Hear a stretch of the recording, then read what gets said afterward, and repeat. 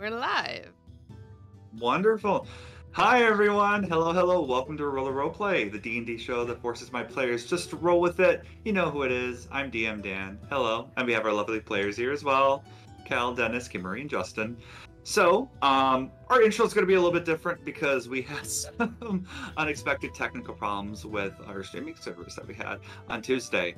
And yeah, thank you everyone for your patience. I know I made a TikTok not too long ago and people liked it already and gave us a thumbs up and were completely understanding, so thank you so much. Yeah, I think, I know normally we go around and introduce ourselves a little bit. I know it's only been a couple days. Did anyone just want to say anything or make an announcement? We're just gonna shoot off the hip here.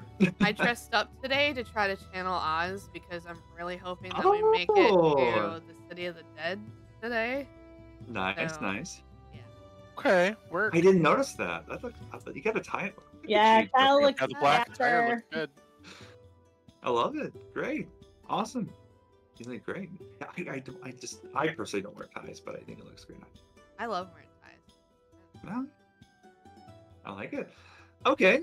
Well, I think without further ado, let's just get into today's. I know, right? Today's episode of Roll or Roleplay. Episode 13, part 2. Okay. So, you guys already know what happened when we revealed it on Tuesday. I'm not going to go through that again. But what I am going to do is briefly go over what happened on Tuesday when we were shooting the first part of our episode. Oh, hi Mal, by the way. I see you're on. That's great. So, basically, and let me change the screen here to the fight on Zapier. Oui. So, So, Zymina, Krig, and Miki managed to have almost like standoff between a drow gunslinger and Heldar, which was a drunken elf that they met inside the tavern. And this is for the Zentarum quest that Krig is currently on, basically trying to stop whoever is killing these elven people in the dock ward, and it's most likely this drow gunslinger here. Now, I'm just going to briefly do a synopsis of what happened during this time, just because there's been a lot of disconnect and cutting in and out, just so everyone's kept on the same page, okay?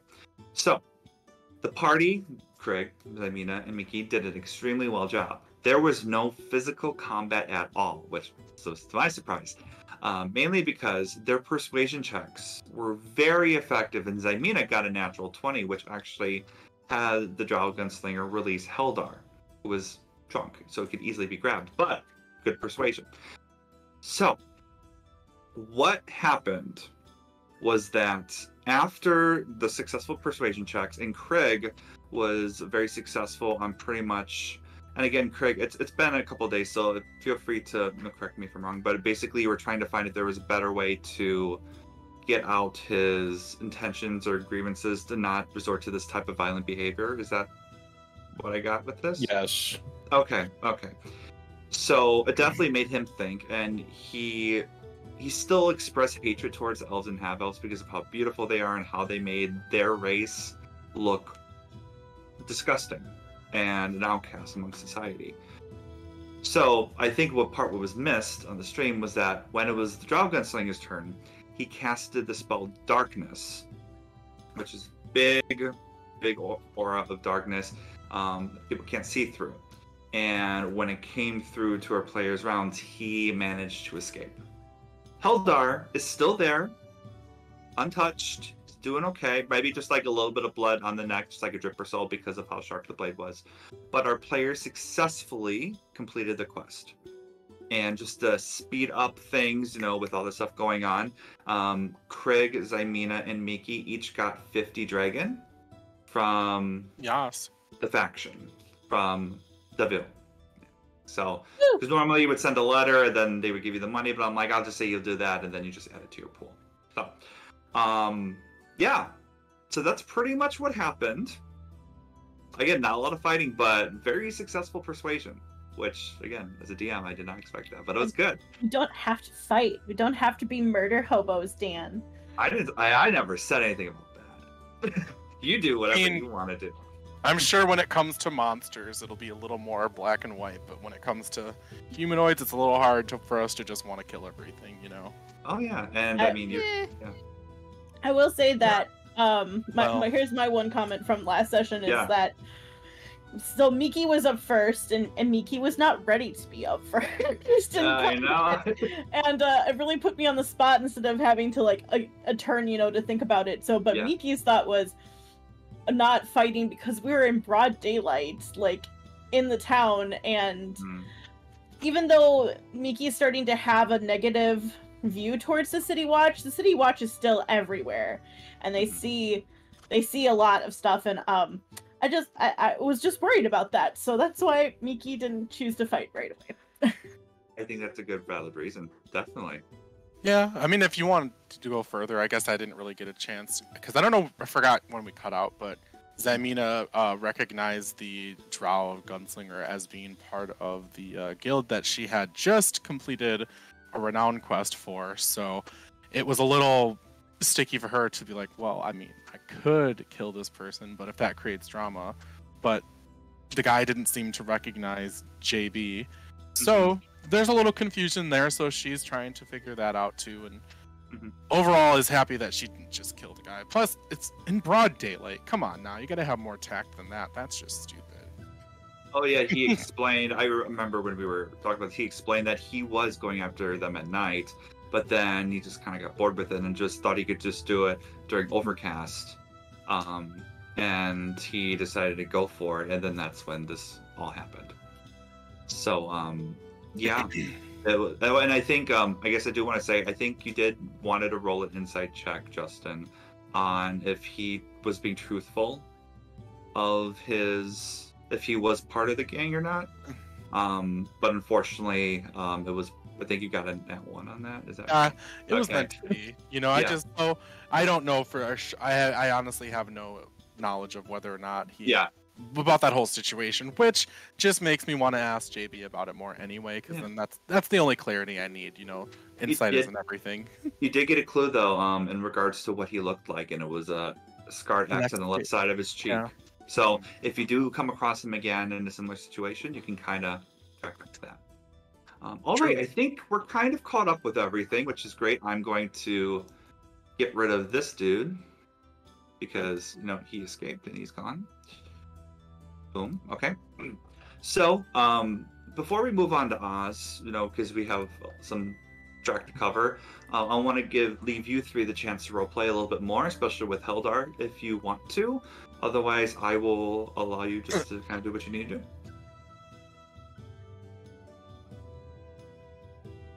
Well, I think that went okay. What do you think?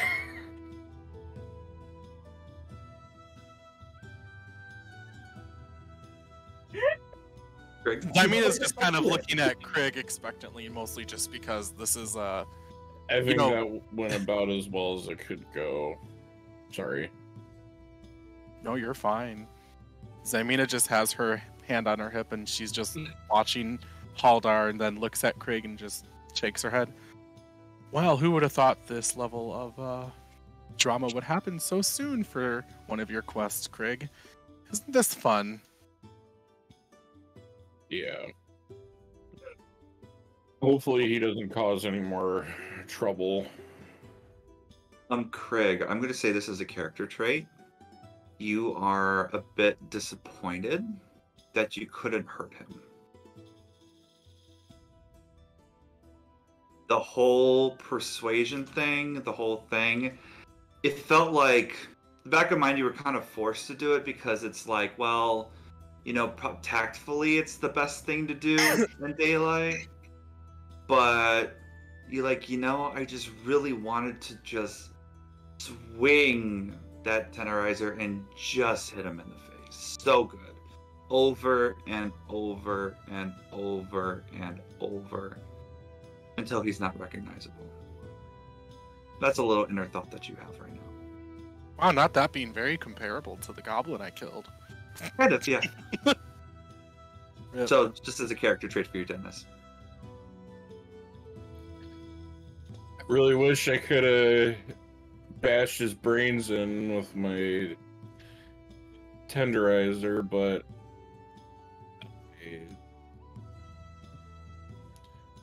the captive would have been killed, most likely. I think your character would definitely say that. Yeah. Yeah, I mean, doing it in broad daylight isn't the greatest, even though it's overcast. Okay, I don't get his reasoning, but we'll find something for you to bash, Krig. Don't you worry. Miki, can you roll a nature check for me, please? I was expecting the wisdom check to. I know you were. No more wisdom checks. Oh, no, I'm sure, plenty. Just a nature check. Oh, you want me to? If you want. I got a 12. I'm sorry. I thought you said me, and then I knew you said me. Miki. I said Yeah, also no me too, and I was like, wait, I'm confused. Okay. Miki, so you know drow are very sensitive to sunlight. Oh, okay. Normally they live in the Underdark, which is underground, or like they do their operations mostly at night or in the shadows. In this particular case, since there is no sunlight and it's pretty kind of foggy too, it left a lot more opportunity for him to do it at this time of day. Miki will go back and be like, of course it makes sense that that he would be attacking right now under, cloud cover and fog, as drow like to be in the dark, of course, so it makes more sense. Thanks, Dan. You're welcome, no worries. I think it's good just to clarify that. No problem. And Samina's just like, oh, I didn't know you were an expert on races, but that is really good to know. Just this one fact about drow. I mean, it's helpful to know that we'll probably see them more out in weather like this, or at night. So I guess we can always come back to this area and see if he's stirring up more trouble. Hopefully and then not. She kind of looks at Krig after he was talking about wanting to bash the drow in, and she just says, I mean, you could always work on sneaking up on them. I mean, you do have pretty long arms. You can always catch them at a distance without them expecting it. It's all about improving on yourself. This is true. Heldar is kind of leaning on what looks to be just like an abandoned stand, like an abandoned fish stand, and leans up and says, "Wow. That was something I didn't expect. I mean, your faces when you saw me go, oh my gosh, that was great. Well, is this it? Can I go? We're good, right? Just be careful next time. Do you live close by? He is thinking about it for a second. He's like, where do I live? Yeah, I think so. It's coming back to me. It's okay. Yeah. Yeah. Do you need us to help you get home? I think I'm good, because I know that way is the ocean and I don't live there. I'm not a fish. I am a man. So it's probably these three other directions. Aren't you an elf? With a penis. So I am a male. I guess so. I have to think about that. I'm gonna go. You think good, long, and hard on your way home, and just, I don't know, get your life together. You just almost died, and you don't really seem to care about it that much. So I should maybe do some time to think, reflect. We don't be so right. Sorry. Maybe no. I don't know if I'm glarving right now. Don't be so mean to Drow. In the future. What was that, Dennis? I'm sorry. Maybe don't be so mean to Drow in the future. I didn't know that guy. And I didn't do anything. I'm just being myself and loving myself. And you know what? Looking at Miki, I need to reflect. You're right. He starts walking towards the pier and is looking down in the ocean in his reflection. Okay, so on that note, I think we should just go. And he falls in. Mother trucker, dude. I dive in after him. Okay. Go in without a problem. Just roll a d20 for me. I do not care. I mean, it doesn't either. She's actually just looking 16. around to see if the drow had dropped anything or anything else. 16? Yes. Okay. Without a problem, with one hand, you just pick him up like a raccoon out of a garbage can, just like picking him up, and he's just drenched in. Sorry, like all my windows up. He's just drenched in just seawater and just smells like fish. Thanks. I'm gonna go. Well, did you do that on purpose? No, He's like trying to hold back a little bit. I was reflecting because that's what that person told me to do. So I went and was reflecting. Maybe go home and look in a mirror. Okay. Not in the water. That's really smart. You should run to be one of the politicians in Waterdeep. It's a you thought put me that's down possible, now? man. Sure. Thanks. Keep Okay. me down. Yeah. What am I like holding him up by like one foot? It's just like scruff. It's just like his back of his like shirt. He's just holding him up. Yeah. Okay, this has been lovely. I think we should go, Krig. Definitely. So many eye rolls from Miki right now. Mm-hmm. Definitely. Thank you. You're great. You're welcome. And Stay out of trouble.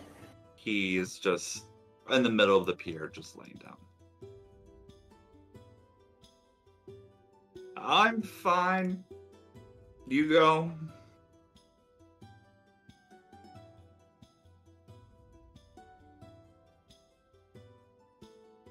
Okay, so you guys leaving? Yep, we're heading out. Okay, good. All right, no worries. Are you Thank guys? God. Are you guys going back to Troll Skull? I don't have anywhere else I want to go unless, Krig wanted to pursue the Emerald Enclave quest that he got about the Scarecrow, but you can always wait till we meet with Oz too. Yeah, let's wait till we get back together with Oz. Okay. So you're going back to the manor? Yes, we are going back to the manor. Sounds good. Oz. Now, so I know we were like talking off stream too. So decided probably not going to go to Blackstaff. Yeah, no, I misunderstood and thought the Bajra already had work for me, not that she would contact me if she had work for me. So there's no reason to go. No worries. So during the time when the three were out doing the Zymina's quest and Krig's quest, was there anything you wanted to do in the meantime?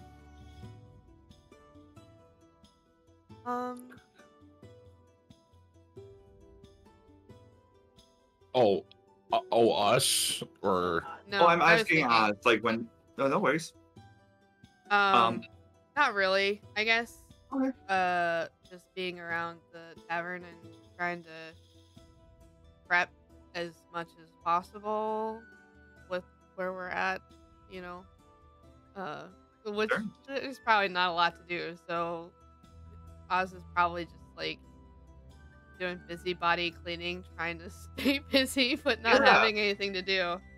And Tally's there too, so he's definitely helping with the renovations. I will say, since you're helping, kind of pretty much, it goes a day sooner for opening.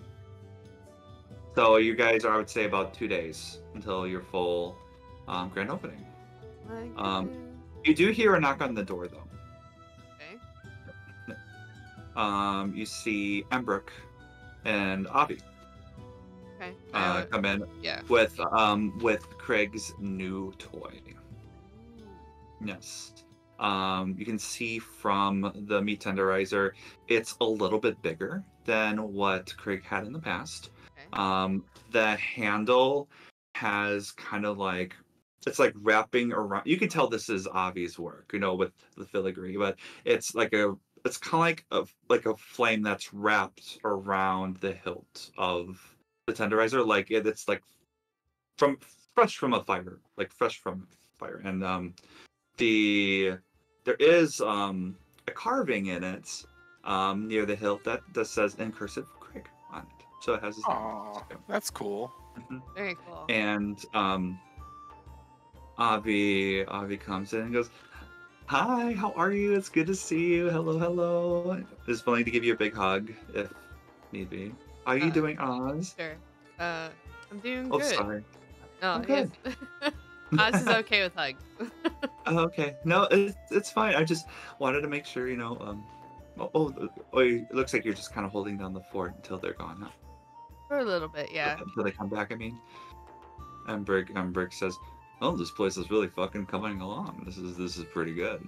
Right? I like it. It's I don't want to talk too much. Just this is Krig's new tenderizer. It took some time, but we both kind of enjoyed the project, and it was kind of a nice little team building experience for us. So, yeah, fantastic. I know Krig is going to love it. Yeah. Oz will try to take it from Embrick. Sure. Roll just a general strength check. I want to see. Yeah, that's kind of what I was thinking. Yeah, why not? All right. Just that was a 7. 7. Okay. It has a lot of weight to it. Like you do manage to carry it, but it's even with 2 hands, it's like. I imagine like Oz grabs it and does the arm drop thing, thinking it was gonna be lighter, but thankfully doesn't just drop it through the floor that Tally just fixed. And goes and puts it on the bar. Yeah, Ember goes, "Yeah, some heavy shit, right? It's pretty good." Oh my goodness. Yeah. You can tell like when he talks about it, his eyes start to like flicker and flame. Like he's really passionate about it, and he really likes that. Because his normal personality, he just has the whatever thing. But like when he talks about his work, he really values it, and that's one thing you notice that about him. Avi hands you a piece of looks like an envelope. He goes, "Oh, and we made like a nice little note because we didn't know if you were gonna be gone for the day. So, and it's all like in a nice like red ribbon along with the hammer. There's like a little red bow tie on like the hilt of it too. He's like, yeah, I just want to add a little bit of extra flares if he likes that. So, we're gonna head back to our place. This place looks great. Let us know when your opening day is. We're looking forward to it. I think we're hoping to be ready in 2, maybe 3 days. So we'll definitely let you know. Exciting. That's great. Also, the City Watch hasn't been bothering us too much anymore. I don't know how much for you guys, but I guess we'll just keep an eye out if anything. But good deal. They did come to talk to us this morning, but okay. That's it. That's been it so far. Everything okay? Mm-hmm. You're good? Yeah. Okay. Just general questions. Okay, good. All right. Well, we'll head back. Much love to everyone we say hi. Will do. Thank you so much. Of course. No worries. Ember's like, yeah, see ya. Thanks again. Later. Yeah. He closes the door. And Oz will like prop the envelope up against Krig's tenderizer so that it's like there when he gets back. Sure. So let me actually let me see something here quickly. So, okay. Okay, nothing yet. Yeah. So I'm looking at something right now, but it hasn't been revealed yet. Yeah. You know me, I'm like keeping everything up to date here, making sure. Oh, actually, yeah. So, as you set the hammer on the table, you hear "my child" a lot more clearer. And the windows, the shutters open in the whole living area of the tavern. Just open. You know the cantrip thaumaturgy. Oh, sweet. Okay. Well. Whoops. So, yeah, you didn't expect that, but you do know that. Let me see if I can bring it up here. Yeah, so thaumaturgy. So there are pretty much multiple things you can do with this cantrip. So your voice can boom up to 3 times as loud as normal for 1 minute. You can cause flames to flicker, brighten, dim, or change color for 1 minute. Hence blue flames. Wait, is it thaumaturgy or prestidigitation? Thaumaturgy. Oh. So you manifest a minor wonder, a sign of supernatural power within range, which is 30 feet. Cool. So your voice can boom up to 3 times as loud. You cause flames to flicker, brighten, dim, or change color for 1 minute. You can cause harmless tremors in the ground for 1 minute. You can create an instantaneous sound from a point within range, like rumble, thunder, the cry of a raven, for example, or whispers. You can cause any unlocked door or window to fly open or slam shut. And you alter the appearance of your eyes for 1 minute. So you can choose any type of, you can choose any type of thing you want. It is cantrips, you can just cast it on will. Duration lasts up to 1 minute if you want to do that. So there you go. You're welcome. Yay, cool. Yeah. So, yeah, that's pretty much the only kind of weird thing you kind of noticed. Unless if there's anything else you want to do, Oz. Just wait for your group to come back, you can. Has the hole been dug yet? I would say yes, it has. Did they leave a shovel down there?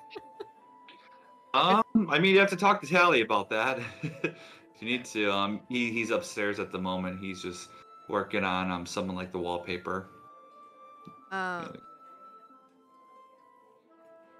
Hey, how's it going?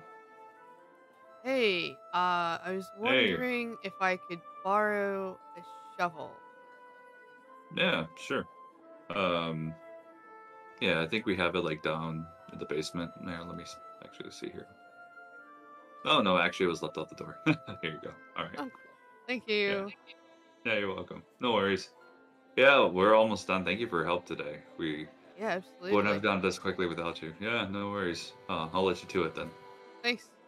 Yeah, you're welcome. And Oz will go down to the cellar and bury Liv, I guess. Yeah. Sure. So you would like take Liv's skeleton out of the barrel, right? Extremely carefully. Sure. Or at least respectfully, because if it's just a skeleton, there's nothing really holding them together anyways. But sure. Yeah. True.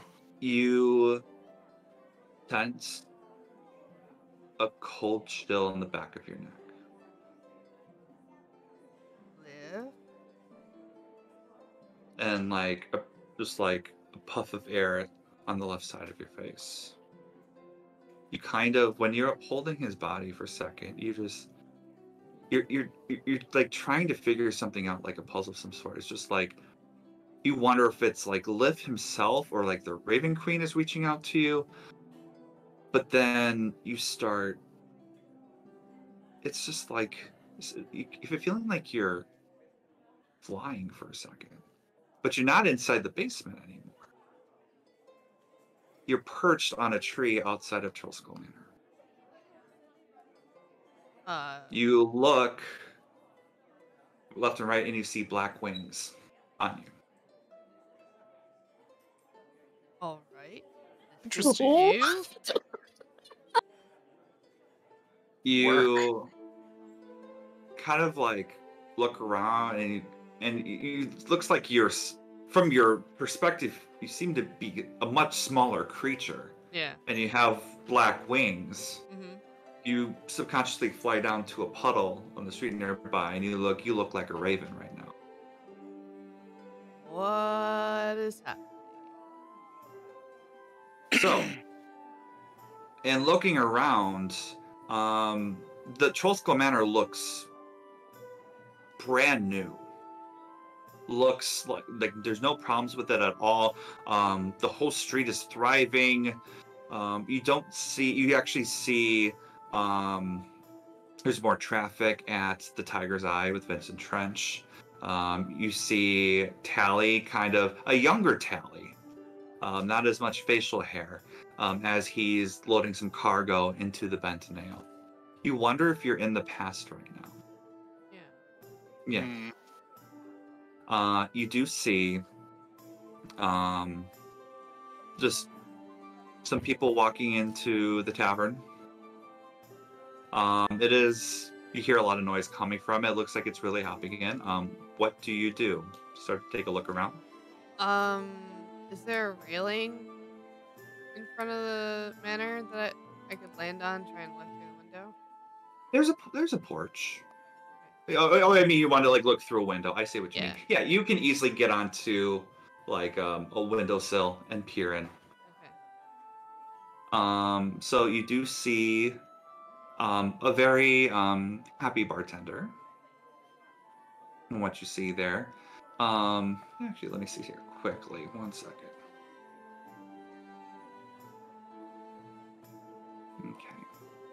Okay. He's a half-elf barkeeper. And you hear actually the patron say, "Oh, Liv, you make these drinks so great. These are fantastic." And Liv just smiles and nods and is happily doing his glasses. And then, oops. Sorry, I just lost it. There you go. So then you also see a kind of a well-dressed man, pretty rotund appearance, black, like thinning black mustache, black hair, and wearing very nice clothes. He kind of he like whispers in Liv's ear and kind of gestures him to go back even behind the bar to the kitchen area. And right now it's kind of out of sight for you unless you move to another window. I would like to move to another window. Try and see where they went. Sure. So you look here, and from what you understand from a conversation, the rich gentleman says, "Hey, I'm going to need you to work extra hours today. You're going to have to keep working hard. I know you can do it, buddy. I know you got you can definitely work extra hard. Everyone loves you here." Liv is like, "Yeah, but I want to be able to. I mean, I love this place, but I want to be able to, at least get some rest. I had to pull like a 14-hour shift yesterday."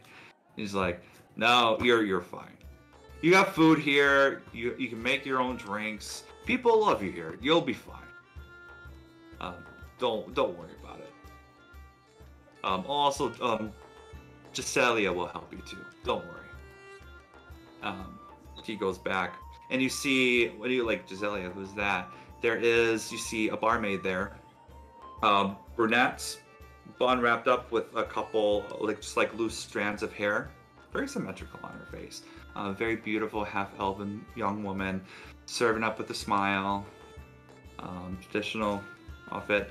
When the owner leaves, Giselia kind of looks at Liv and gives him a bit of a wink, and Liv gets back to work.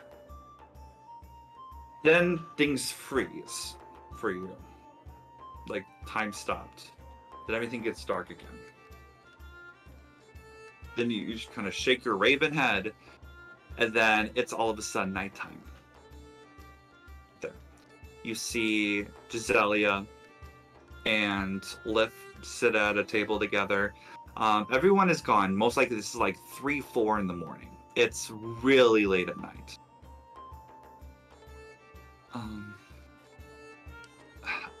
I have to be honest with you. Lif's like, no, what's going on? He's using me as an affair for his wife. Lif's like, what? No. Oh no. He said he would fire me if I didn't spend a couple nights with him, and that's what I did. But yeah, and she looks down at her stomach as well. Are you lying? Oh, the tea! And looks at Lif.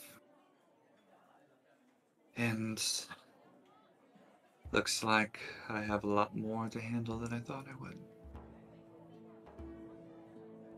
Lif is super angry, upset, and gives her a big hug and says, well, does he know? She like looks down and looks at him. I told him, but he doesn't want to help financially. This would ruin his marriage.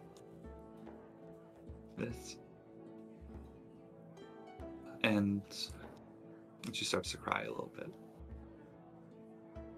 And he said he would sick just thugs on me if I were to reveal anything. And well, you know what would happen to me and this one right here. And Lif looks at her and says, don't worry.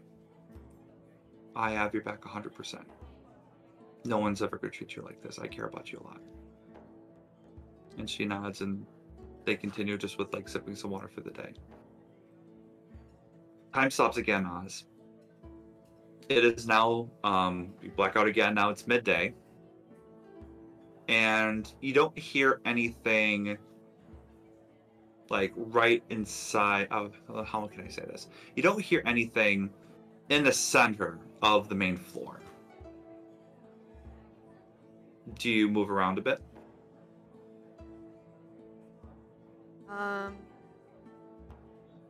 Yeah, I guess I would just try to circle around to see if I can see anything or hear anything close by. Sure. No worries. Actually, let me bring up the manor map for you. So you're here. So we have something to go off by. So, right now, on the second floor, actually, yeah, or right here. Right here. I would say you're able to, you sneak in a little bit. There's an open window. I'll say you can get in. You see the big gentleman sitting around the red chairs and Lif standing right like 10 feet from him. And what's interesting, and you kind of notice, is that you don't hear anything until you get there. It's almost like a video is getting played. So like nothing naturally is happening until you step in and actually see this. And Lif says, and like Lif screams, I'm going to tell everyone what you did. You're not going to get away with this. And the guy goes, no one's going to believe you. And even if they do, I'm going to make sure to keep your mouth shut if you know what's good for you. This is your last chance that I'm being nice. And Lif, you see, throws a bottle of alcohol down at his feet. You don't control anyone, life or death. You have all this money, all this power. You think that you're invincible. But I swear to God, alive or dead, I'm going to do everything it takes to make your life miserable. And then the guy stands up. Go on then. Liv tries to throw a punch. Gets him square in the face. Spits blood. The big guy gets back and gets him into like a behind bear hug and does like almost like a suplex, but like gets him like right in the back of the ground. They're flowing around. Liv is standing up and tries to like punch him again, but instead he's caught. He's grappled. The noble guy looks down the stairs, whips him down the stairs. Falls. And you hear a snap on his neck. Oh no. And then nothing. A moment passes by. And probably, I would say maybe like an hour or so pass. You're transported into the cellar now. You're just transported there and you see him drag the body. Put it there. Cover it. Time lapse later. Talking to City Watch. Yeah. Accident, what happened? Must have slipped on something. It was horrible. Poor guy. He loved the place so much. It's a shame. And City Watch goes, thank you for your time. And then you're back into the regular tavern as you look at the meat tenderizer. Oh, that happened. Oh, actually, yeah, you're actually back where you were. You're not in the cellar anymore. Mm-hmm. That was a journey. I was gonna go back down to the cellar to see if his body's even still down there. Body's still down there. Skeleton's still down there. Okay.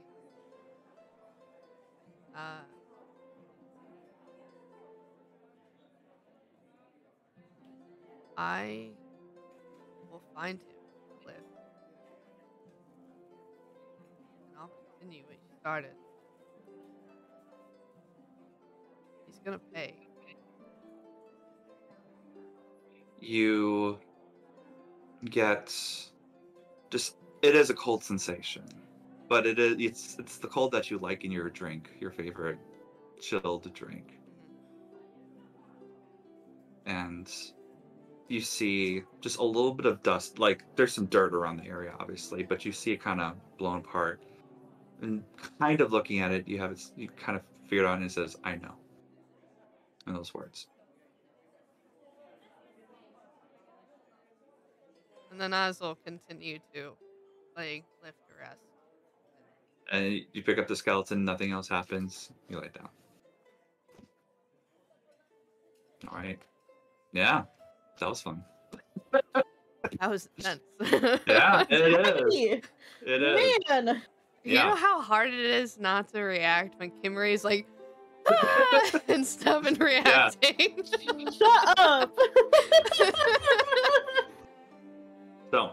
By the way, I'm writing stuff. That's why I'm looking down, because I write notes. So, but I do. I do react when I can. No worries. So, all of you, I would say at this time, all of you get back at the tavern. The three of you, Miki, Krig, and Zymina. What type of transportation are you getting? I know. A Woober. You're getting a Woober? Sure. Okay. So you get yourself a Woober, pretty cramped space. You see a Haragon in there. So a small little rabbit dude. He has like it looks like a cigar on the side of his mouth. And he has he's white and has a scar going down here and has a red eye and a yellow eye. Oh. Damn. So where you need to go? Troll Skull Manor, please. All right, hop in. Go. Haha, hop. That's funny. You think I'm funny? Am I a joke to you? Because No. of how I look? Yes. Mina's just immediately looking back and forth, just instantly amused at the whole situation Miki just put himself in. You want to know something? Just trying to make him joke, dude. Just drive. Okay, I'll try. Sure, I'll drive. That's what I do. For Woober. Sure, let's go. And it's a one-horse wagon goes. That's what they tell me. Just do your job. Just do your job, Jekrin. It's fine. No, it's okay. I feel like you're having a crisis here, and I think maybe you need a day off. Oh, you think so? What gave that idea, huh? Just a little tense, maybe get a massage, get those muscles nice and relaxed. Okay, what's your name? Zymina. Roll a deception check. just roll a deception check. Glares at you, Miki. Like, she is mad. Instantly 14. mad. 14? 14. Okay. Alright. It's like, well, Zymina, I appreciate the input, but I don't need therapy right now. Okay? From you. I've killed a man fair. before. I've killed. Oh, with your hands? Yeah. With this. And he pulls out a dagger. Oh, that's nice. Is it? You like it? Yeah. Mm-hmm. Okay. I need you. Actually, I have to roll this. Okay. He tries to stab you. While he's driving? But yes, but misses. And he's not looking at the road. Okay. But he still maintains course.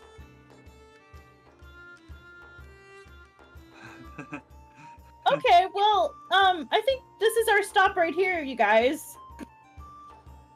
Okay. How much do we owe you? Yes, how much do we owe him, Zymina?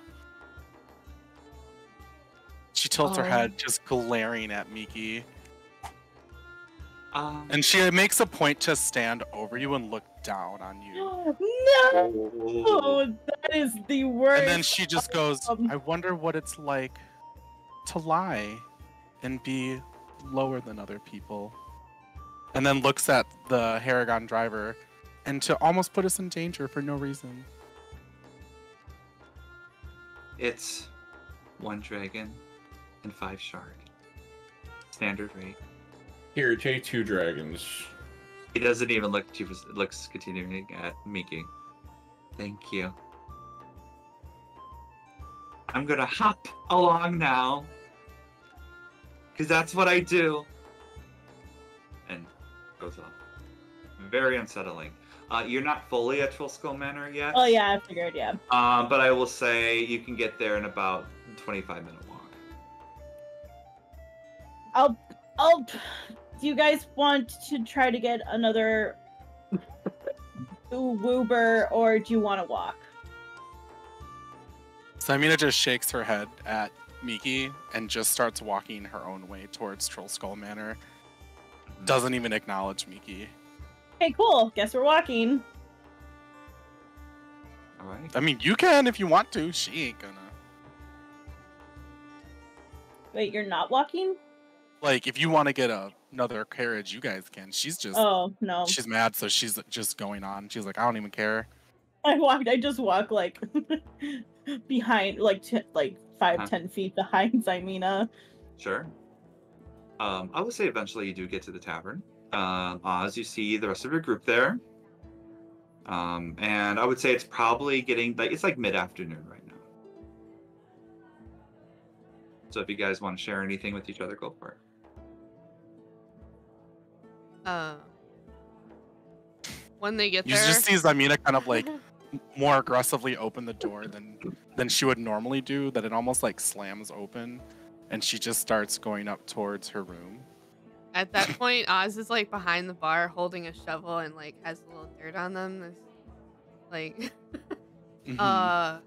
hello? Goodbye? She just kind of does this with her hands. And just like, and in like a little bit of like a defeat. Like she's angry, but she's like defeated about the whole situation. Like she's just mad. So she just keeps going. Fair enough. Her feels real hard on the wood as she walks up. Okay, let's just give her a moment. Yeah, what a drama queen. What did you do? I don't even know why Zymina's mad. I'm the one that almost got stabbed today. You know, I would say. Would you say? Sorry, go ahead, Dennis. We happened upon an Uber driver who, at best, had a very short temper. At worst, is probably unstable. Little herring gun, dude. Yeah, I was just trying to make a joke and he went all like psychotic on me. And then I panicked because of the psychosis and I said my name was Zymina. You know how she is. She's very It was particular about her stuff. Joke. It was supposed to be a joke. I couldn't say my name was Miki. Know how dumb that sounds? No. You know, With my natural perception, would I have made it like? Would I would still hear them talking from like the first floor of like the landing of the first set of steps. I would say due to Miki's history of not being able to whisper quietly, yeah. I was gonna say. That's funny. I can't control how loud I'm being right now. Miki, I'm gonna also kind of have you. This is kind of another weird situation. When you say, "Yeah, Miki doesn't sound even right," you're like, "Does Miki really even sound right? What? Is that my name? Maybe. I think so. Could be." I kind of thought that. Yeah, cool, great.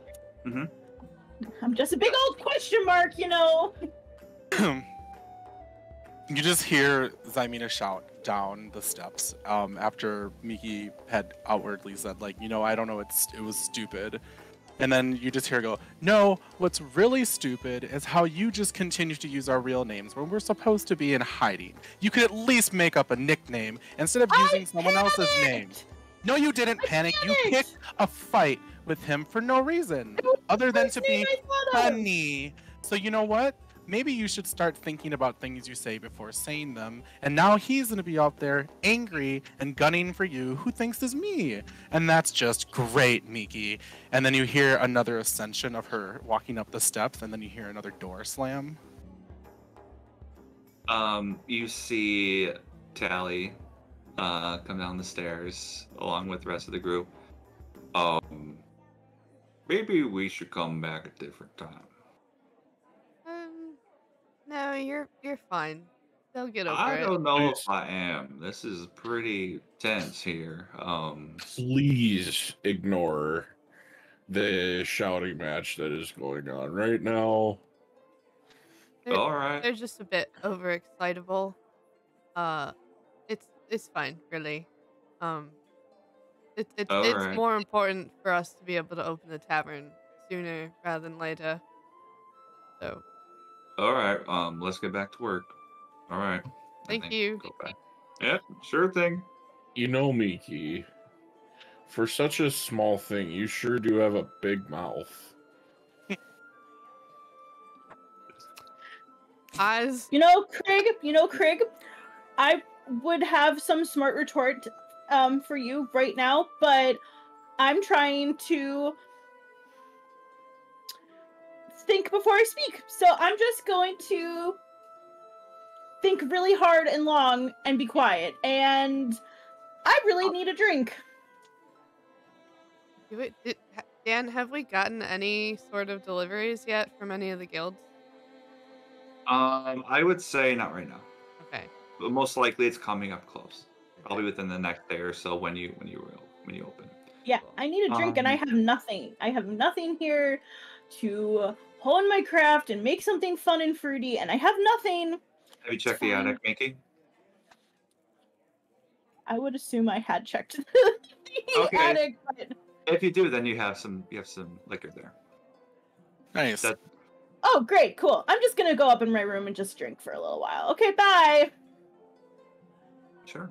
Okay, from your shoulder, you see Bruno kind of like squeak angrily at Krig, and almost like if a rat could like stand up and like fight. Put him up! Ooh. Put him up! He actually kind of tugs at your like neck a little bit, like he's trying to tell you something. At me? At Miki, and kept looking at Krig. What's up, Bruno? He like goes down your arm and then has a hand, and he's just like looking at you and kind of gesturing you to move it forward. Like he's like kind of going back and forth. So like on your hand, he's like trying to like hand, trying to like nudge. Make me go like this. Yeah.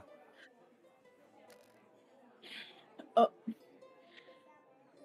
Okay, Bruno. Okay.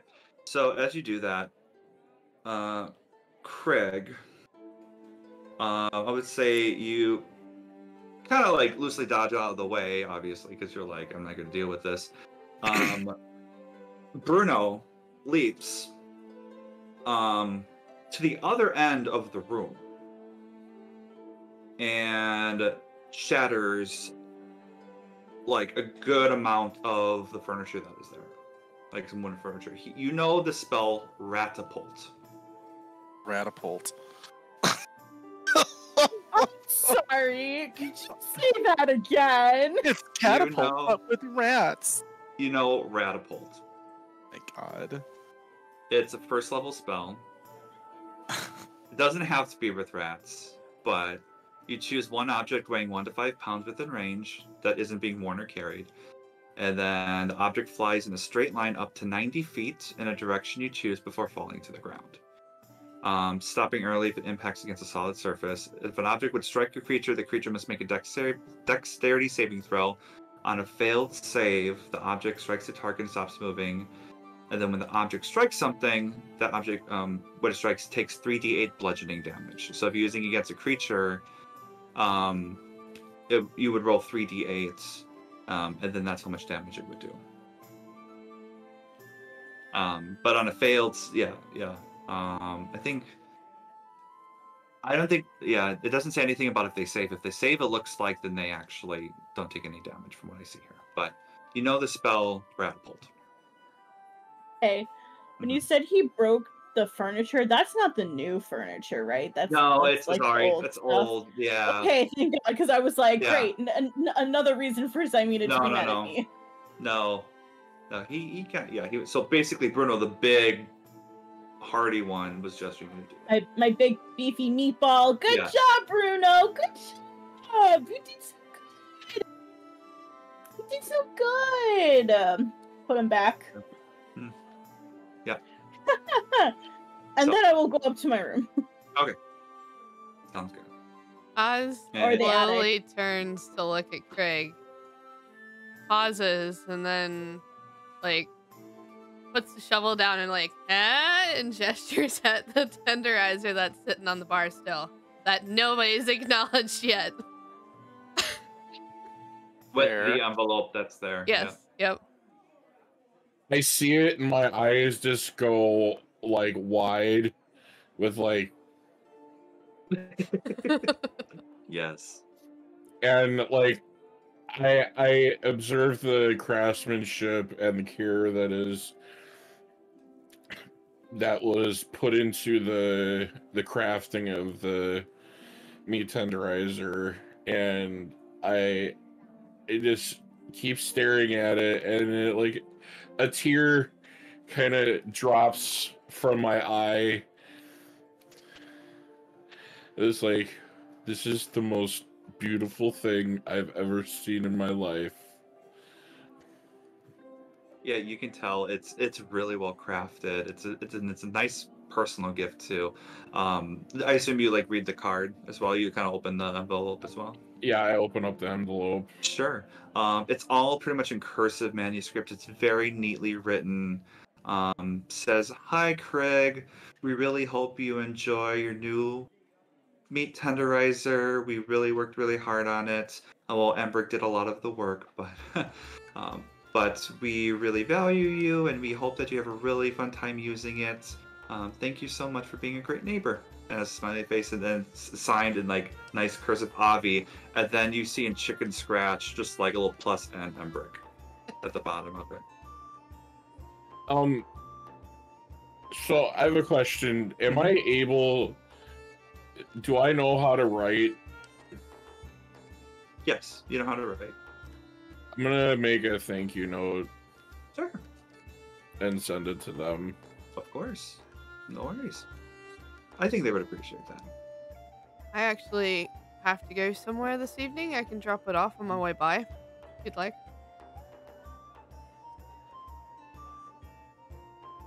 Do you guys want to let Oz drop off the letter for you?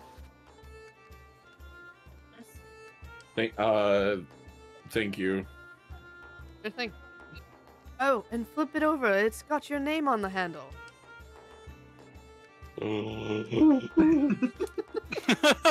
Wow, that's funny. You see Krig's face with the tusks coming down and just like wall draw. Yeah. It is getting closer to sundown. Zymina, is there anything else you wanted to do? I know you were kind of taking a bath. Okay. I'm just gonna forget the whole experience until it comes up again. Sure. Just deal That's with it. fine. Deal with it as it comes, because there's no good in dwelling on it right now. But she definitely wanted to make it known she was mad, and now that she's like in her room and taking a bath, it's like, you know what? We'll work on it for later. Unless you were gonna say something. Me. Or Dan. No, Dan. Oh, Unless no. you also want. Do you want to talk more, Miki? No, I'm just playing with my rats. Uh-huh. Hey, Dan, I was gonna ask if I recognized the aroma of the cigar that the taxi driver was smoking. Make a history check.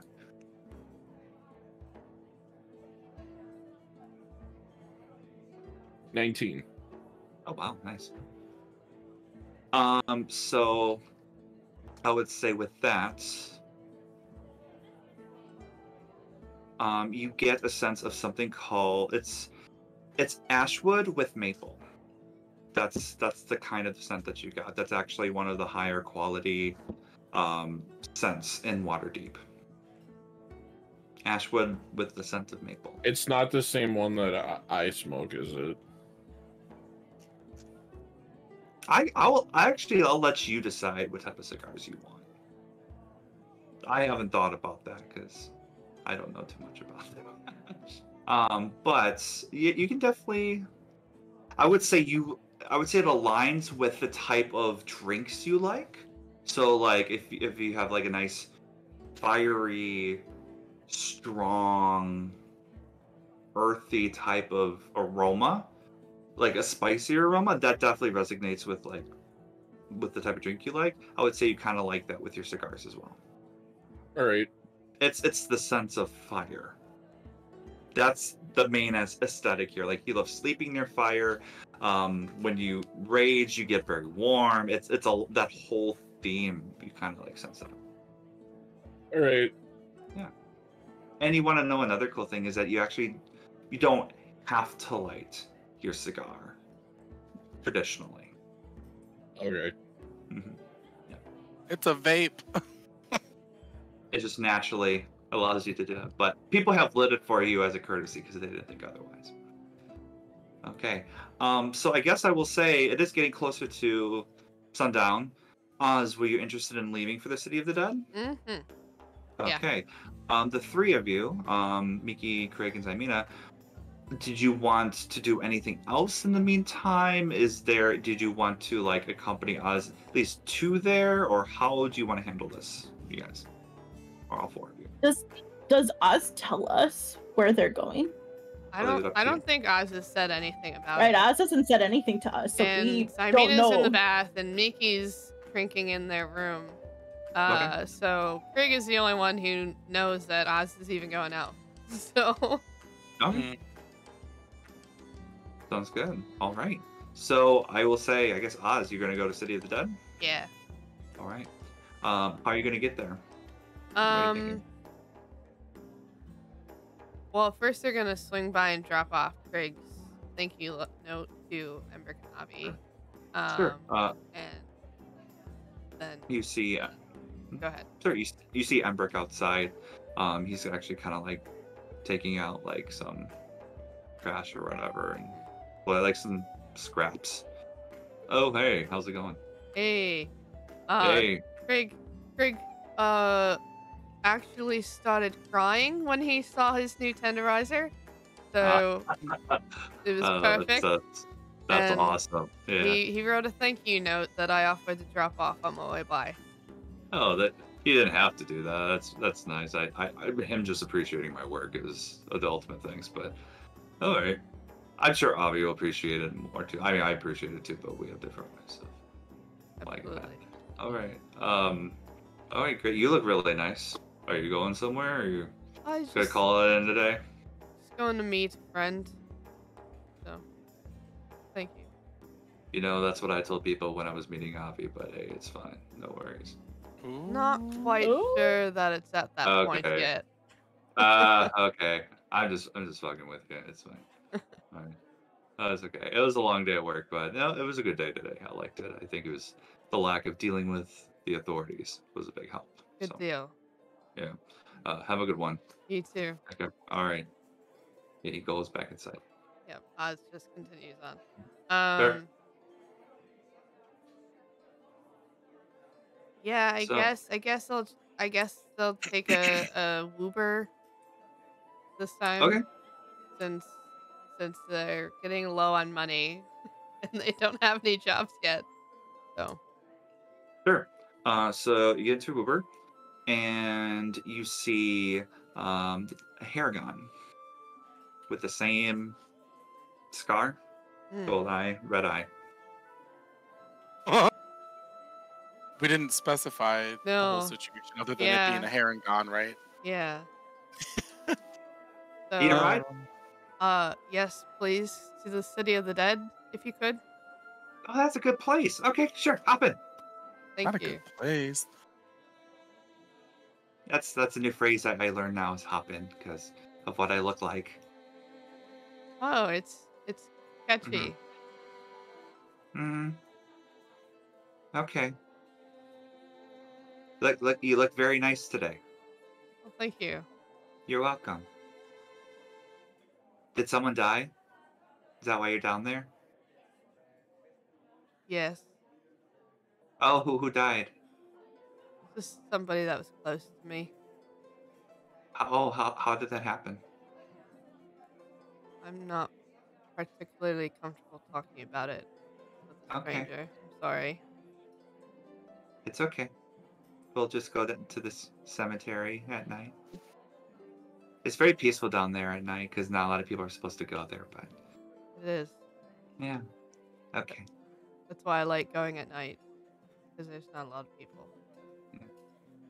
Do I look ugly to you? No? Why would you think so? I don't know. I think people give me weird looks sometimes. Well, because of how I look, you know? People can be or maybe stupid. I smoke. Yeah, people can be stupid. Yeah. Yeah. I don't like that. And he's like rocking back and forth while he's like almost kind of like trying to like get a sense of just the world around him. Well, it looks like we're almost here. I hope you have fun with whatever you're doing. Thank you. I hope the rest of your evening goes well. I think it will. I think it'll be really fun. Oh God. Standard rate, 1 dragon, 5 shard. Oz hands it over and steps Okay. away from the wagon. Goodbye. Thank you. Bye. Bye. Goes off. I swear to God, I was like, you better not talk about Miki. People are stupid. Yeah, you want to hear about what happened to me today? Oh, dude. This person That told me was to get a massage. not. That was not pointed at you. That was this. Uh-huh. That was I'm just Oz's kidding. attempt to just keep this obviously agitated person on an even keel until they could get out of the wagon. Yeah, Yeah, I and was not- fully and not expecting get you to get stabbed. stabbed because of Miki. Well, I Nice, didn't- nice way to Hinge. smooth things over. I didn't Oz. get not pulled over. I didn't get picked up directly at Troll Skull Manor or anything, so there was no way to know that we were connected. Thankfully. No worries. All right, so you get to City of the Dead. Mm-hmm. The sun is just setting right now. You see a couple people still in cemetery paying respects. I'm kneeling down, placing flowers. Chrysanthemums, your favorite. Yeah. And you see again Mr. Ambrose Everdon looking around, making sure there's not any problems. And you do see Nanette. She is on the. She's kind of located on the the northern side. Let me bring up the interactive map here. Oh yeah. There Yeah, she's like on Andmar Street. In that crossroads, there's like a gate right there. you go. Okay. Yeah.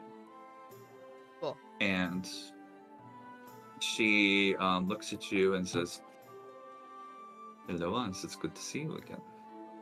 It's good to see you too. How has your day been so far?" Pretty interesting, actually. How about Sounds yourself? right. Same. I'm still alive. I'm still here. I'm still preaching the word, so to speak. It's good that you came. Everyone is very excited to meet you I and have see been pretty if you are excited who too. you are. She kind of gestures you to come follow her and walk around. Mhm. You're going near the north and northeast side of the City of the Dead, when there's a cliff which overlooks the farmland. So you're on Beacon March right now. Okay. It's the north. Yeah. And she gestures. You see also you see an Arakakra, which is an eagle-like race creature. Yeah. Very tall, like a good 6'4", black, all in black, golden beak, and has a white, almost like a white to gray headband,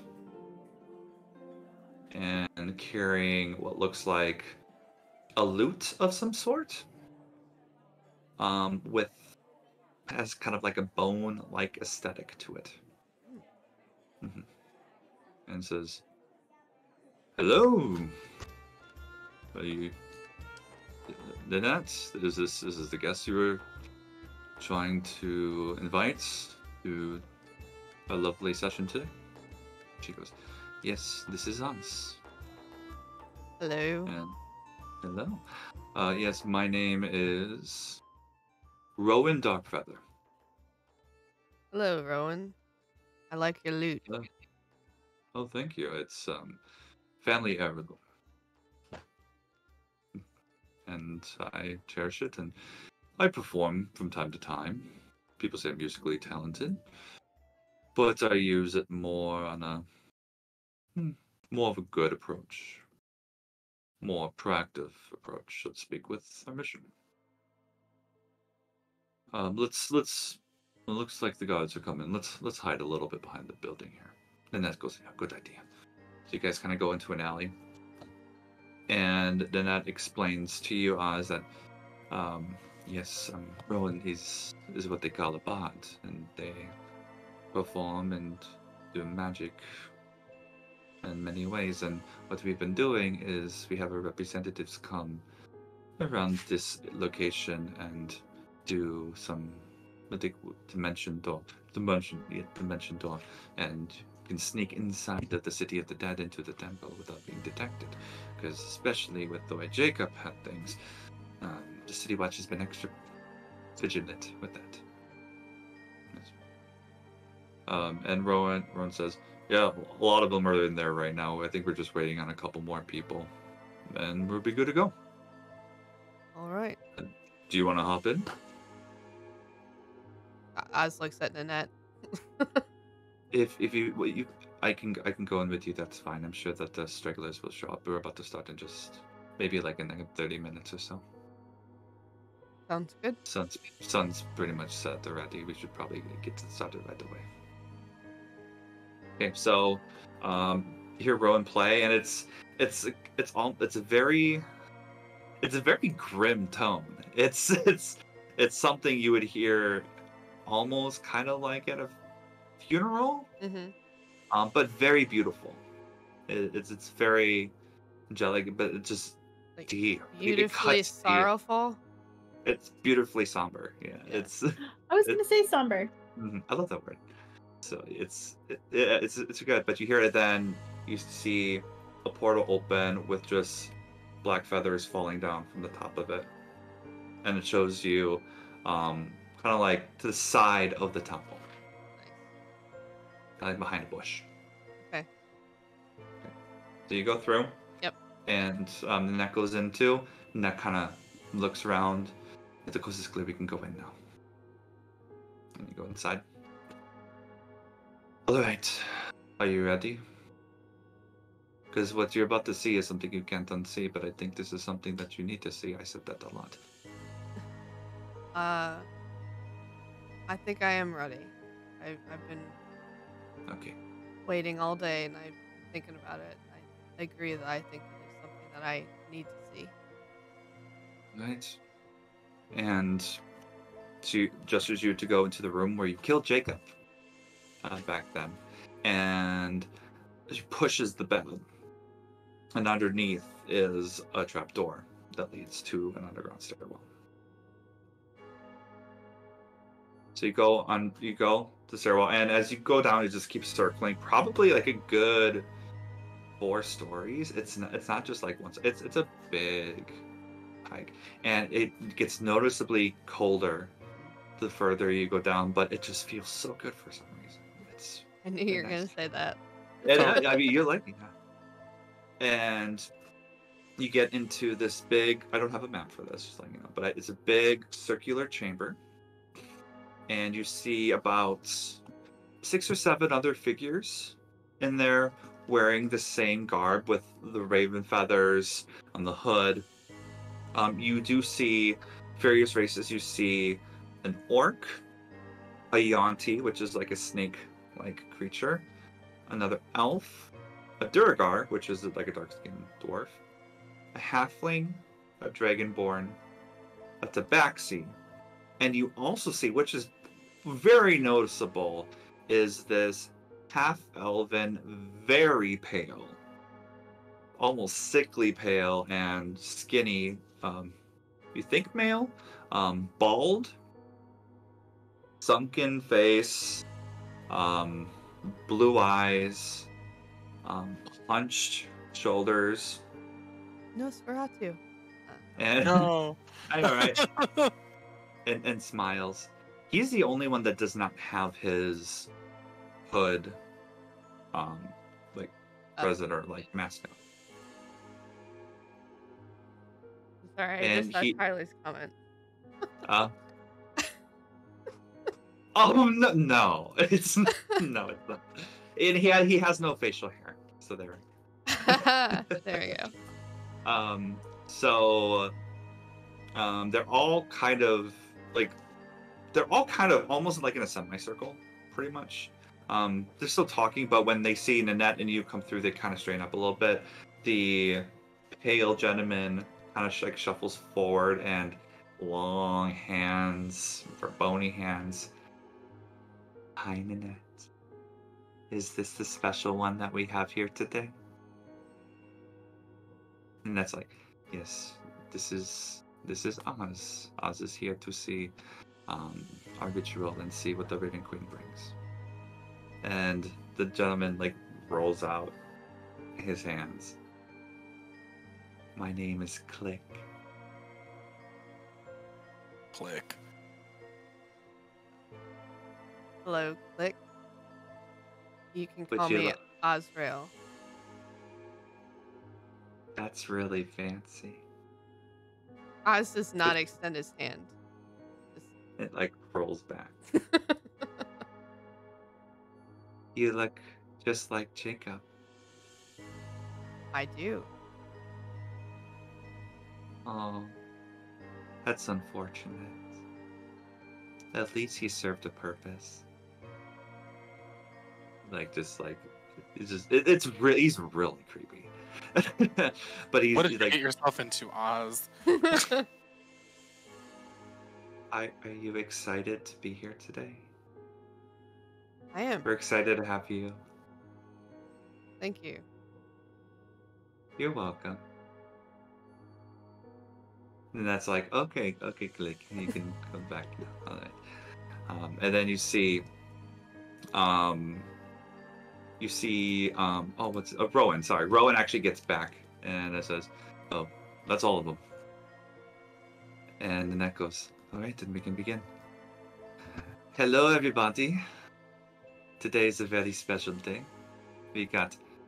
Do you want me to say Oz or Azrael? I mean, Click already said it. What do you fine. prefer? Azrael. We have Azrael today to join us for our daily prayer session of the Raven Queen. Everyone get in position.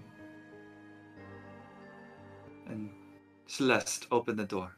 And you see this very beautiful elven woman open the doors.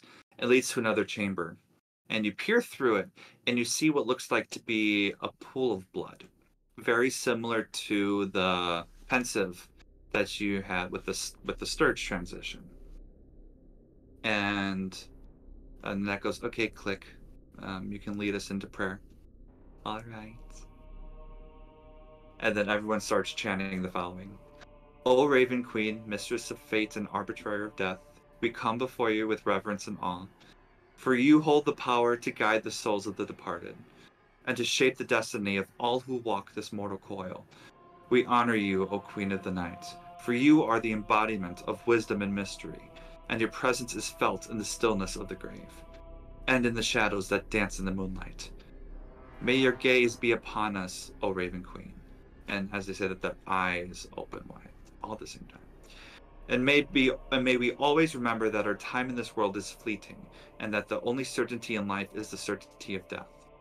Guide us through the darkness, O Queen, and grant us the courage to face our fears and embrace our destiny, for we know that in death we will find the eternal rest that we seek. We give thanks to you, O Raven Queen, for your blessings and your guidance, and may we always honor your name, now and forevermore. No, amen. No. A woman. And More like omen. a few moments pass, and then it just seems like she's just concentrating on something, like if she's waiting to hear an answer. And then her eyes open unexpectedly, and you see the pool in front of you almost ripple and bubble a little bit. And that says, "This hasn't happened in a long time. You are the child. This is amazing." And she opens the doors even more and sees, "Yes," and looks at you, Oz. "It is her. She's calling for you." I don't know why, but yeah, you can see Nanette is smiling. For the first time, you see Nanette actually smiling. Oz is going to approach the pool. Okay, and you approach it. Still light ripple, like from the movement, What do you... nothing happening. I don't want to touch it. Touch it? Okay. Yeah. Put your hand in there? Nothing. Nothing. Okay.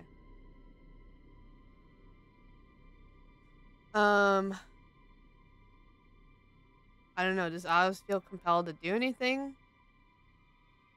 I mean, I would think you would. You would probably try to examine it a little bit more if you could. Okay. Yeah. I would think you would do that. Investigate, I suppose. Do a religion check. I would try that. Natural 20.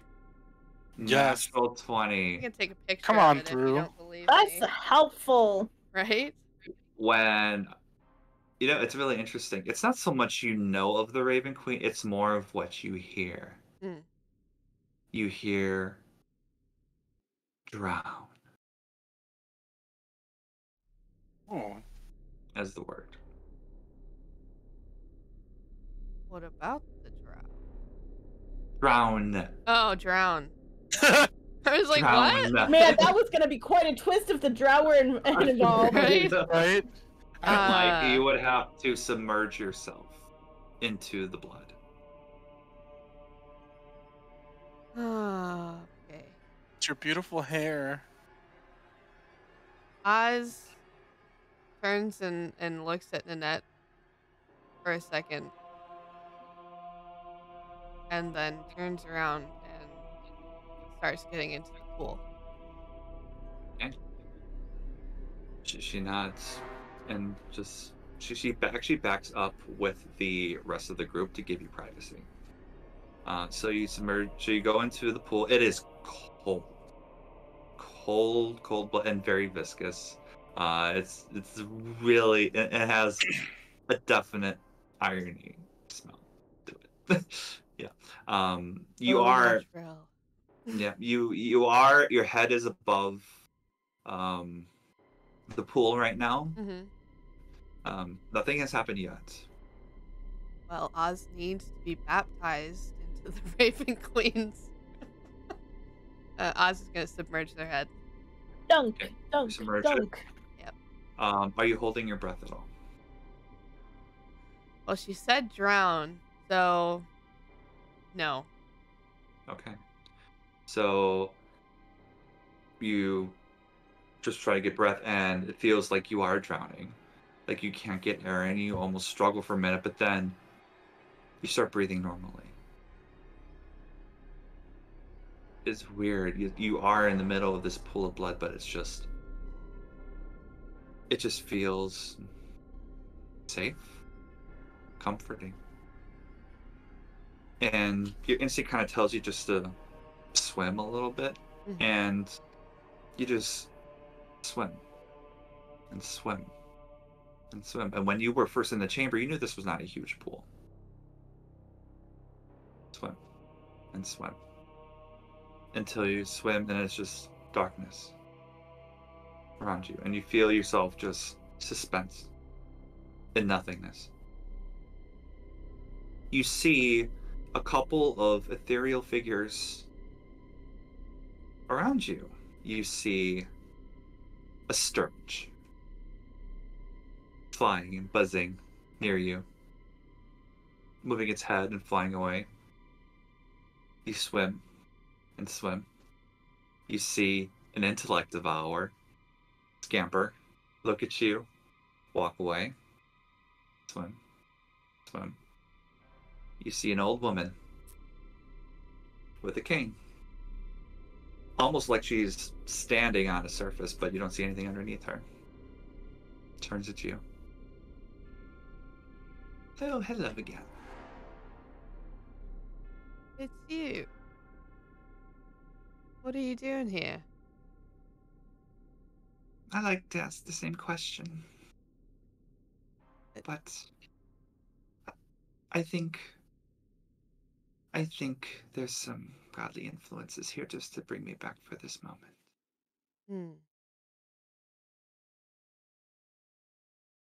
I'm sorry. That you got disturbed? Oh, quite the opposite. It's been quite peaceful. Good. As I said, for years, I've been trapped in a sense. My soul, my being, and I was finally freed from whatever happened in your instance, dear. And now I'm free. I'm glad. What brings you here? That's a good question. I guess I'm just trying to listen to the Raven Queen. Ah, yes. Goddess of Death, I heard. Mm. Very fitting. It is very interesting how death is described as a very negative thing. I was scared of it too, especially with how it happened with me. Mm-hmm. But I'm almost at peace as I've ever been. I've struggled for a long time when I was homeless. Because I had that one peace and quiet and time in the castle, but then that's when, what happened. And now I'm just at peace. It's almost as if you would say death makes life worth living. I would say so. And you hear another voice, a young male saying, "Oh, really? It's worth it to die." And you see a blue spectral head come up on the right side looking at you, and it's Jacob. You didn't even give me a chance. You just listened to her and I died. I couldn't do anything, I couldn't say anything, and you thought, oh, you just kill me. That's the right thing to do. Really? You call yourself the child of the Raven Queen? But you just kill for no reason? What kind of bullshit is that? I had a reason. Oh yeah, tell me, what's the reason? Tell me. I'm waiting. To change. Oh. You needed to change because you didn't like the way you looked. So you picked on someone like me who hasn't really had a full life yet and just end it? You didn't even pull down the gag and ask me about anything about me. You didn't even know if my name is Jacob. You don't even know how I got here. She's gonna kill you, you know. Do you honestly think Nanette is really on your best side? She will do everything she can to be the Raven Queen's #1 side, to be the #1 hero or champion or whatever. Huh, you're such a joke. Not as much as one as you are for trying to expose the Raven Queen. Exposing the Raven Queen. Did you see me shake my head, you idiot? Did you see me say no? Okay, sure.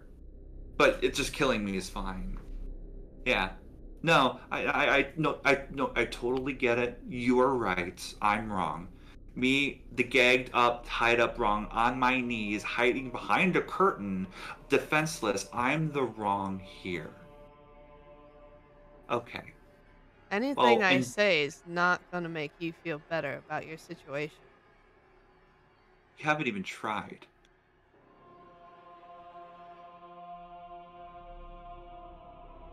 You know one thing I've noticed about you, Oz? You Azrael, whatever the hell they want to call you, I can care less. You say these things and say, oh, this is how it is in truth, but you don't really question that. You just accept it. Whatever's around you, because you don't know answers to, you're thinking, oh, this must be it, right? This troublemaker, young, elven guy betrayed his group. So that's why he's trapped in this room. by himself. She was just gonna kill me, just because she saw a threat in me. That's why. Because I was the Raven Queen, well, one of the Raven Queen's favorites. That's why. Mm-hmm. So. You realize this is all just a he said, she said situation. Oh, I definitely know that. So, but yet you prove to go me. ahead. Prove to me what you're saying. How? And maybe I can do something about it. How? It's too late now. I could have proven something to you when I was alive, but you didn't even give me that chance. So, I guess the choices that you make are I guess set in stone, right? So I'll let you think about that while you use my likeness to parade around and do whatever the hell you want to do. Just why don't you go kill someone and then let me free soon, okay? I would appreciate it. But if not, that's fine. I'll just chill here for a bit, okay? And goes back.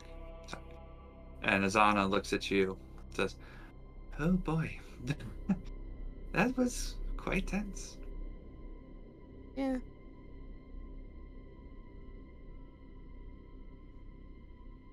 Listen, dearie, I know it's a lot to handle. But I think maybe keep moving forward. Maybe there's something for you at the end of all this. I don't have. I'm just trying to figure out who I am. I know, dearie. I know. You take care. You too, Azana. And you keep swimming. You hear just whispers, screams, agony, like just dying breaths, screaming in a fire. 4 to 5, 6 people hear that. Then you see something, 2 items floating in the center. And you hear a little clearer, "My child, I have missed you so." And you swim closer. You see what appears to be a warhammer and a shield. The shield, let me actually bring this up here for you. I think it's here somewhere. Let's do this. Yep, here we go.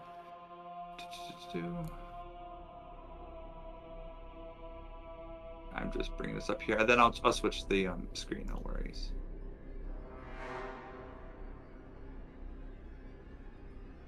Go.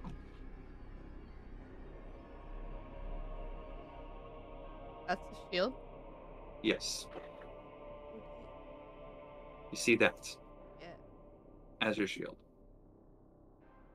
Huh. And the warhammer has a black hilt with like a light blue, kind of like freezing colds wrapped around it, and then black and blue runes on top with an icy cold blue gem in the center. Sounds familiar. Yeah, I was gonna say, have I seen this hammer before? I would say not. No. Okay. That looks new. You hear it's more words, but it's not in a coherent sentence. You hear love, connection, weak, souls, gather, stronger, child. Damn, looks like Oz's gonna have to catch up to Zymina in body count. I think I am winning at this point. No, ma'am. No, ma'am. And then you also hear time. patience, understanding, secrets reveal, friends, loyalty.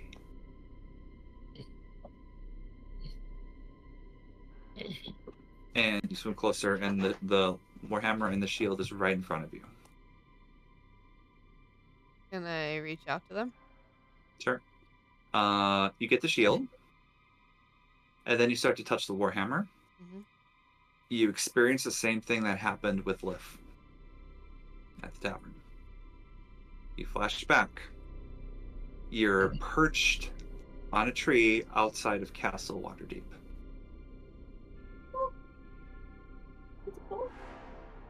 Town is bustling.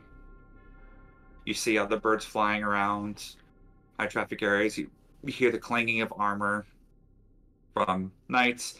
Also hear horses drawing carriages. A whole bunch of shouting and banter, bickering. You see what appears to be a wagon a covered wagon.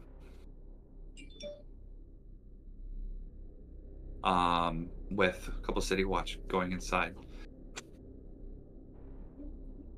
And it's interesting because the wagon looks important to you, but freezes out again. Okay, go back inside. You are inside of the castle in a hallway, and you hear a couple. I know you kind of perched away, but you don't to not be detected. But you hear a couple guards talking, saying, oh, "Yeah, I can't believe those four are still alive. Why are they supposed to be dead?" And the guy goes, "Yeah, well, Lyra said we have to keep him really safe. Otherwise, war in Waterdeep can happen. We have to be really careful of this. Oh no! If he finds them, it's gonna be a whole another game. But Lyra is already working on a backup plan just in case. We just have to make sure that, they blend in with the city. That's the most important part. Thankfully, they all look like races that would be in the city, so that's a plus. So they're easily mended. And then you see Jarlaxle approach the two guards and says, "Okay, the plan is all set. We have her in the room. She's about to go to sleep. We need to bring out the prisoner." So, yeah. All right. You know which one I'm talking about. Yes, sir. Yeah. Okay. He just looks away. He looks around to make sure no one's watching. You quickly get out of the way as Jarlaxle gets to your direction. Jarlaxle is the leader of the Brigandaires. Oh, right? I am sorry. Oh, I am sorry. Not Jarlaxle. It's. Uh-oh. No. Dan. That was my fault. I am so sorry. He's revealing Jalister. Jalister, yes, oh Jalister. My God. That's what I meant. Not Jarlaxle. I am sorry, everyone. I meant to say Jalister. There's so many names. Yeah. I meant to say Jalister. Good job. Thank No you. worries. Great job. Okay, Jalister. Okay. The From the portal. Who I portal, talked with in episode 1. Yes. Got it. Who's in Nothing the with Lord's Jarlaxle. Jalister. Okay. Jalister. Thank you. Just making sure. Yes, thank you. I'm the Jalister. prisoner. Oh. I was like, well, yeah, Okay. that's what I was starting to think. I was like, oh my God, are they gonna kidnap Tymina? Okay. I was doing so well. Okay, moving forward. Jalister. Again, the time stops, and then you go into the next part. You go to the top of a windowsill where you see Azra sleeping. And you see two hooded figures walk in. One of them is carrying what looks like either an unconscious hooded figure or someone who's drunk. You don't know, but they have no will of their own. And you see the unconscious one holding a dagger. And There's the other hooded figure, uses your arm, goes up, and stabs Azana multiple times. And as about a few minutes pass, the individual's hook draws back. It is Jalister.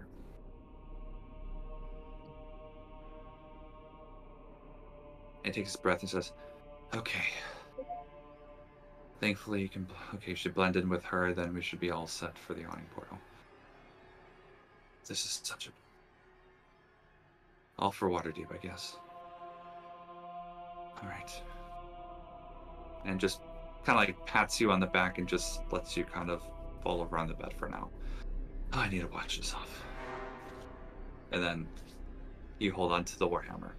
You're back to where you are. It is a +1 magical Warhammer that you have. Damn! It is +1 to attacks and +1 to damage. Work. And it's magical. You have to attune to it, but after a long night's rest, you'll get to use it. And the shield is just a normal shield. I think it's +2 to your AC. So, And then, are you going to deny again that Oz is a cleric? I didn't deny anything. Fair enough. He did not confirm anything I did not either. confirm He did not anything confirm anything. Anyways. either. Yeah, good guess though. So, you continue to hear from the Raven Queen, which you assume, "Peace, my child, secrets, home, safety." And just, you hear no more voices. Kind of like swimming. It's like you're almost about to drown. Like you can't breathe anymore, so you constantly swim back up. And you get to the top, covered in blood, head to toe. Still the same outline as Jacob, but still completely covered in blood. And you see Nanette waiting outside. "Oh, let me help you." And you get back up. "We can have one of our friends help." Click goes, "I can help." And does a little tight thing, and did prestidigitation, so you're clean now. All better. Thank you, Click. My pleasure. And settles back. And that says, how are you? What happened? Uh, Tell me everything. can I do an insight? Sure. Is she being like fanatic or like? I mean, depending on your insight, but in general, she seems really interested of what happened. Yeah. Yeah. Okay, that was a 2. Never mind. Too. She just seems really excited to know what happened, Yeah. and is just really enthralled. What happened? I went for a swim. And Talked to some people. Oh, who Found did you talk this to? warhammer and shield, and listened to the Raven Queen as she very cryptically told me things and answered nothing. Then that gives you kind of like a inquisitive look. She didn't even tell you anything. I would Oh, she think told me the stuff, child- but she didn't answer anything. Maybe you have to visit more often, or maybe you need to accomplish your goal and then visit at maybe. Anyways, I'm glad you are okay. Our group was just about to leave. If you wanted to make any pleasantries, you're more than welcome to, but seems like you had quite an adventure, so yeah. Hope you got what you needed at least. Well, we'll see. Okay. All right. Well, our lovely friend Rowan can dimension door us back if you need to. We're just wanted to group together because he only can do that so much in a day. Do you happen to have a large sack or something that I could cover these weapons with? I don't have anything on me. And then you see here behind you, I have a sack.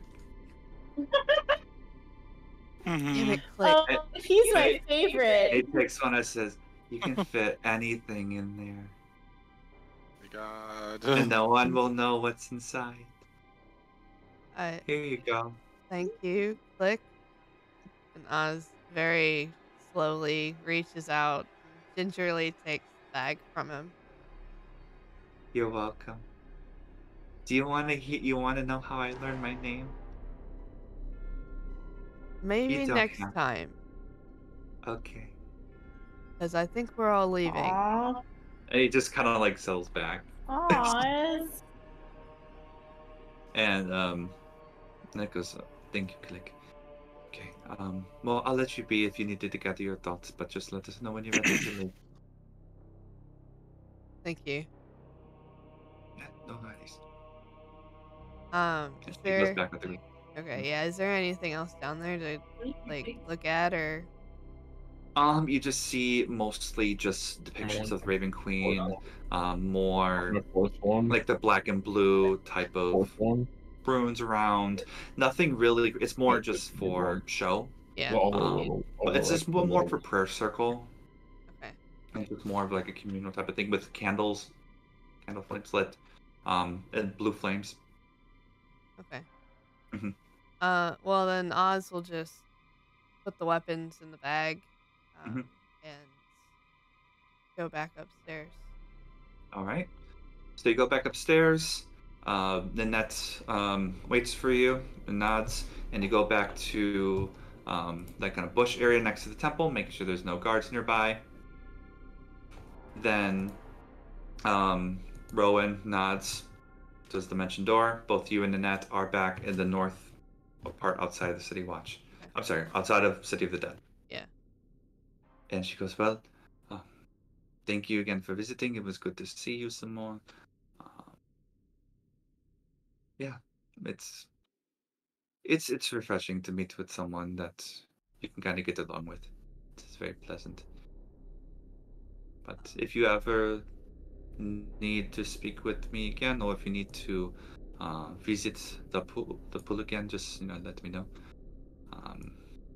Because maybe if you need to, I don't know, if someone spoke to you down there and you need to hear more from what they have to say, that is a possibility. Whatever Okay. works."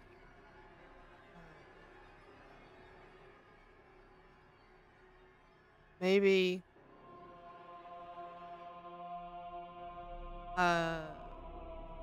Oz gets really awkward all of a sudden. Is something troubling your mind? What is happening? Well, my friends and I are opening a tavern, and our opening is going to be in a couple days, and I was wondering if you would like to come and see. Um, um, I will be honest, I'm not really good at the big social events, but if you if you would want me to be there, I don't mind going there. If that is something you would like, I would It's be only okay. if you're comfortable, or it doesn't even have to Um, be that day. You can come a different day when it's not anticipated to be super busy. Sure, I can do that, and I can meet your friends too. Sure. Make sure that's fine. Yeah, I mostly just watch the temple. I don't go out too much. Because I can't stand a lot of people sometimes and how they act. But Mm. if they are friends of yours, then I they are friends of mine too. We'll make it a brief visit so that they don't overwhelm you, because I they would can be a appreciate lot. that. Okay, no worries. I tell you what. Here, take this. She hands you 2 dragon. Why don't you get a nice ride? Thank you. You're welcome. Have a good night. You too. Us. All right. And she heads north. Cool. If Rowan is still there, Oz will like nod at him. Closing. Yep. You have a good night. It was a pleasure. Likewise. Right. And then he'll go to find a carriage to go home. Sure. Not too bad. It is a little bit at night, so it's a little harder, but do find a carriage. I would say just for time purposes, easy ride. No one that you recognize. It isn't Joseph. But you do manage to get home safely. Cool. And you're at the Troll Square Manor. Yay. Yay. What a journey. Yes. Wow, what's up? Does anyone else want to do anything before the end of the night? No. Okay. So, Oh, Dan. yes. You forgot to mention about us. I know. Okay. Sorry, never mind. I'm sorry. It's okay. I got you. Just ready. kidding, everybody. Just ignore me. It's okay. Mickey and his big mouth again. Fine. Well. You're just reminding me to pray today. Pray Whoa. Pray today. So This we're is gonna move not on. that kind of game. I would Lady like Gaga to pray isn't today here. as well. I mean, sure. I mean, we could pray to everyone. That's great. We all love everyone. There you go. So it's beginning of the day, and you get a full night's rest. All your spells get back up. Spell slots, all your abilities that you have are back up. Oz, you are attuned to your Warhammer now. Yay. Because I would assume that you've been Oh, yes. like holding on to it or getting to know it a little bit more. So, yeah, you guys wake up. Pretty calm morning so far. You guys probably just having breakfast or any roleplay you guys want to do briefly? How's Simena's attitude this morning? Completely normal. You would never have thought that she yelled at you the night before. So she is just normal. And I'm not being sarcastic. She literally is. Miki, seeing that Simena's normal, Miki's like, oh, great, cool, we're good. Like, doesn't feel the need to say anything then. Okay. All right. Krig, anything? Oz, anything? No? Okay. So, as you're eating your breakfast, and everything goes pretty smoothly, and all of a sudden you hear a large boom right outside your door. Windows rattle as the roar of an explosion fills Trollskull Alley. Charred bodies and angry screams fly through the air. A thick cloud of acrid smoke billows outward from the blast, which seems to have occurred right outside your door. You hear screaming and crying. What do you guys do? Zamina just puts her head in her hand and looks at Miki, and I just goes, well, if it turns out to be that Heron gone, I think I'll kill you myself. And that's where we end our episode. Oz grabs their new weapons and like runs outside to see what's happening, and if there's anybody that they can help. I would run out and say, "Shut up, Samina." So you guys run outside, and you see a huge crowd of people, and you see just a bunch of people dead. You see cloaked figures dead. You see halflings dead. Bala is freaking out. Avi and Embrick are wondering what's happening. You see Vincent trenched with an unknown woman next to him. You see a kid hiding in the barrel, and there's just a whole bunch of commotion.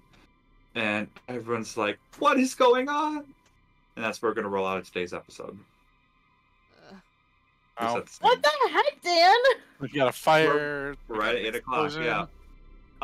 So you guys are now level 3.